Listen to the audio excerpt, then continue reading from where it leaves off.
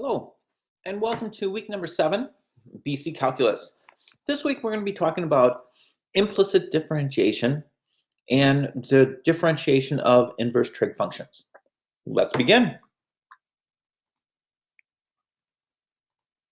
All right, implicitly defined functions. An important problem in calculus is how to find the slope when the function cannot conveniently be solved for y. Instead, y is treated as a differentiable function of x. Both sides of the equation are differentiated with respect to x using the appropriate rules for sums, products, quotients, and chain rule. Then solve for dy dx in terms of x and y together to obtain a formula that calculates the slope at any point. So basically what they're saying is, we're going to, like if you were given an equation, let's say a circle, okay? So we know that a circle, if it had a center at 0, 0, so this I could have x squared plus y squared is equal to, let's say, 25, okay? So that circle has a radius of 5, and I could draw that circle out. But if I wanted to find an equation of a tangent line to this circle, let's make it something really easy right here at 5, at x equals 5. All right, I'd have to be able to take the derivative of this because you really can't. I mean, could you rewrite this as y is equal to? You could. I mean, you could rewrite this as y squared is equal to 25 minus x squared. Take the square root of both sides. So you'd end up with y is equal to the square root of 25 minus x squared, which you could take the derivative of this. I mean, obviously, we could use a chain rule and solve that. But another way is using what is called implicit differentiation. So I could take the derivative of this. Remember the steps to this. You just take the derivative of x terms like normal. So this would be 2x plus. And then when you take the derivative of y, so this would be 2y dy dt is equal to, and you take the derivative of this side, you get 0. So now I have this. What we want to do is we want to get all of our y's on one side and the x's on the other side. So I could rewrite this as 2y dy dt is equal to negative 2x. And then if I divide through by 2y, I end up with dy dt, which I don't know why I'm putting dt in there. It's not with respect to time, but that's okay. So the derivative of y is equal to negative 2x over 2y. So if I wanted to find the slope at this, let's find it up here because this slope here is going to be undefined. So let's find it at this point here. This point here is 0, 5, isn't it? So usually when you're using implicit differentiation, you have to have two values, an x and a y value, in order to come up with your slope. So my slope, my x value is 0, my y value is 5. So if I plug it in here, I'd end up with negative 2 times 0 over 2 times 5, which is 10. So that would be 0 over 10, which is 0. So the slope of my tangent line would be 0, and we can see that it is. So implicit differentiation is a way to find the derivative of a function that you really can't rewrite as y is equal to very nicely. Okay, so when I do these types of problems, first thing I would do is let's review how to find the derivative of just terms. Derivative of 3x, just 3. The derivative of 3y, well, that is 3y prime. Remember, anytime you take the derivative of y, you have to put a y prime in there. What is the derivative of 3y squared? Well, that's 6y y prime. The derivative of 2xy. Now, this is the tough one because now we have to use the product rule. U is equal to 2x. U prime is equal to 2. V is equal to y. V prime is equal to y prime. So inside, so that's 2y plus outside 2x. Oops, that's a prime there. 2x y prime. So this derivative is 2y plus 2xy prime. If I had one that looks like this, again, I'd have to use the chain rule. U is equal to 4x squared. U prime is equal to 8x. V is equal to y to the third. v prime is equal to 3y squared y prime. Inside, 8x y to the third plus outside, so that's 4x squared times 3y squared y prime, and I could rewrite that as 12xy squared y prime. All right, so that's how you take the derivative of individual terms. Now let's see how we take the derivative of a whole function. Okay, here's the rules. Differentiate both sides of the equation with respect to x. Collect the terms with dy dx on one side. Factor out dy dx. Solve for dy dx. Now I don't use dy dx, I'll just use y prime. I mean, you could write it as dy dx, it makes no difference.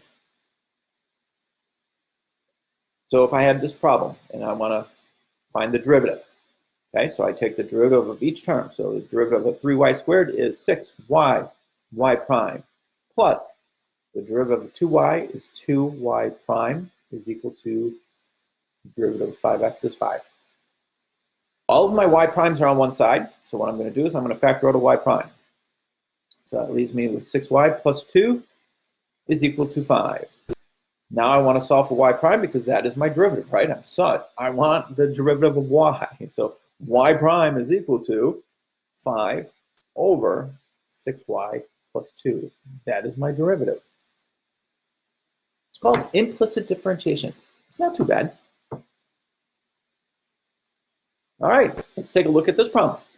I have x to the third plus 3xy plus 2y to the third is equal to 7. And they want me to find dy dx. Okay? All right, again, I'm just going to take the derivative of each term.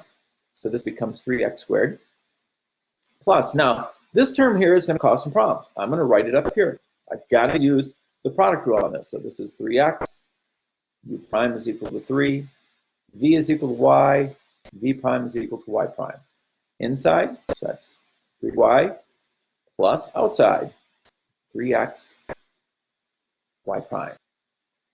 Plus, okay, and then the derivative of this is just 6y squared, y prime. Remember, anytime you take a derivative, when there's a y in it, in the term, you have to go with y prime, is equal to the derivative of 17 is 0. All right, so now I'm going to collect all my y primes on one side, everything else on the other side. So this goes over to this side, this goes over to this side. These two stay because they both have y primes in them. So I've got 3x y prime plus 6y squared y prime is equal to negative 3x squared minus 3. Okay, so I'm bringing them over to the other side, change sign. And then here on this side, I'm going to factor out y prime. So that gives me 3x plus 6y squared is equal to negative 3x squared minus 3y. Okay, I want y prime by itself, so y prime is equal to negative 3x squared minus 3y all over 3x plus 6y squared. Now I look over here and none of them match up. Oh man, did I do it wrong? Well, I can still do some work on this. 1 second. Sorry about that. Allergic to math. I'm going to factor out negative 3. So if I factor out negative 3, I'm left with x squared plus y. Over here, I factor out a 3. I'm left with x plus 2y squared. Cross that out, so I end up with a negative x squared plus y. So negative x squared plus y over x plus y squared. Nope, that's not right. I got a 2y squared on the bottom, so x squared plus y plus 2y squared. Yeah, there we go. Boom. Letter A. This is called implicit differentiation.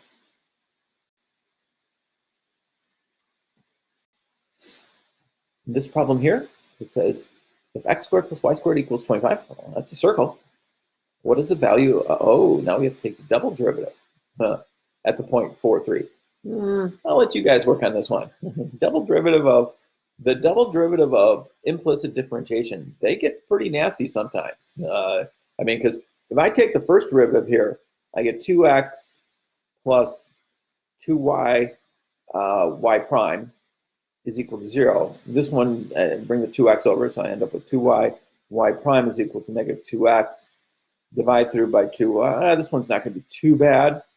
So I end up with y prime is equal to these 2's will cross out negative x over y. Okay, now to get, that's my first derivative. Now if I want to get my second derivative, I have to do quotient rule, right? So you've got negative x, so u is equal to negative x, u prime is equal to negative 1, v is equal to y, v prime is equal to y prime. Inside, negative 1y minus outside, that's going to be negative and negative, so it's going to be xy prime over bottom squared. All right, so you see where the problem's going to come in here? Okay, that's still equal to 0.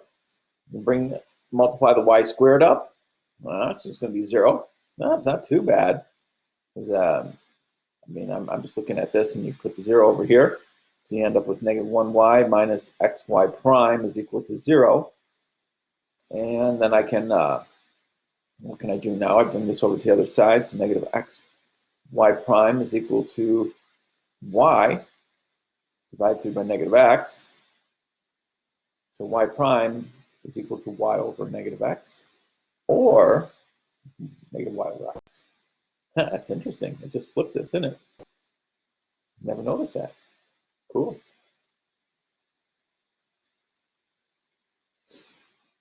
Another problem, but without anybody here, these would be problems that I would be having you guys work on. Since there's nobody else here, I'll let you guys work on it by yourself. All right, then the second part of today is derivative of inverse functions. Now, these you just have to memorize.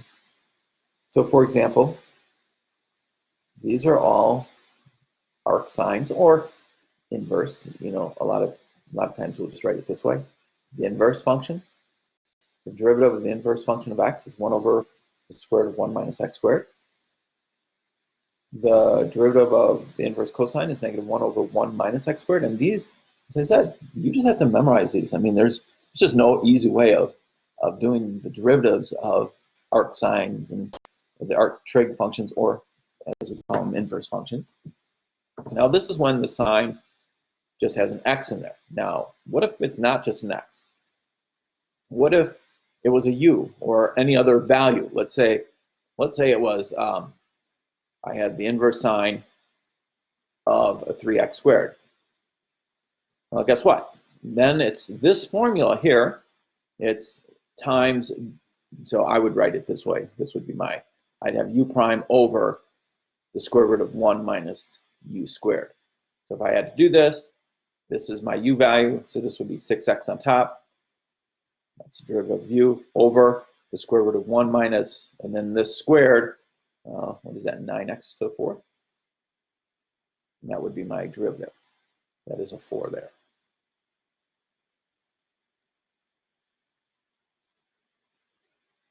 So if I want to take the derivative of inverse sine of 8x squared, that's going to be 16x over the square root of 1 plus, and then square this, what is that, 64x to the fourth?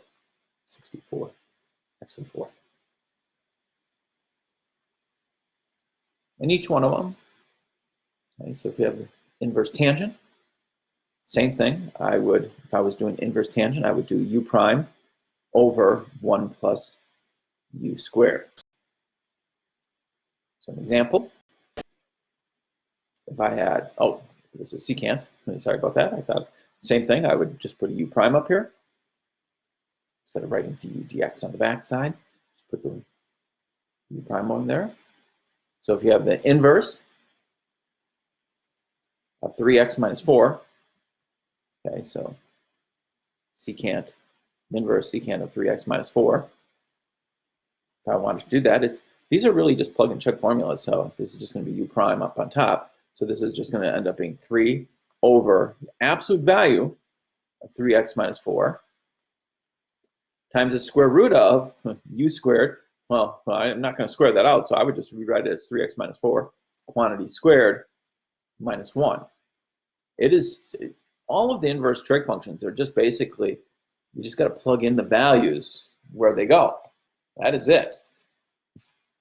All right, I did have some more example problems, but since I'm the only one here today, I'm not going to sit and do example problems all over. So You guys can work on these. Now remember, this week you have to go into the College Board site and do the problems in there. Once you have them done, please email me and I'll open up week 7 assessments. You guys have a great week.